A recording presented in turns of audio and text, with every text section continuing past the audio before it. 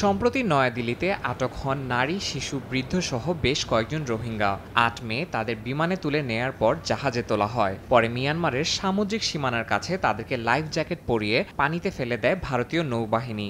ওই শরণার্থীরা বর্তমানে কোথায় আছেন তা স্পষ্ট নয়। রোহিঙ্গা শরণার্থীদের সমুদ্রে ফেলে দেওয়ার এই অভিযোগ এনেছে জাতিসংঘের মানবাধিকার সংস্থা। আটক হওয়ার পরপরই ওই রোহিঙ্গা শরণার্থীদের সঙ্গে যোগাযোগ বিচ্ছিন্ন হয়ে যায় পরিবারের। এই ঘটনায় প্রিয়জনদের ফেরত চেয়ে ভারতের সর্বোচ্চ আদালতের দ্বারস্থ হয়েছেন স্বজনরা। আমার ভাই আমাকে বলেছে তাদের সবাইকে লাইফ জ্যাকেট দেওয়া হয়েছিল এবং হাত পা ও চোখের বাঁধন খুলে দেওয়ার পর তাদের পানিতে ফেলে দেওয়া হয়। তারা প্রায় ৩০ মিনিট সাঁতার কেটে নিজেদের প্রাণ বাঁচায়। এরপর এক জেলে তাদের উদ্ধার করে একটি দ্বীপে নিয়ে যায়। আমার ভাই সেই জেলের ফোন দিয়ে আমাকে ফোন করেছিলেন। এই ঘটনার তদন্তে একজন বিশেষজ্ঞ নিযুক্ত করেছে জাতিসংঘ।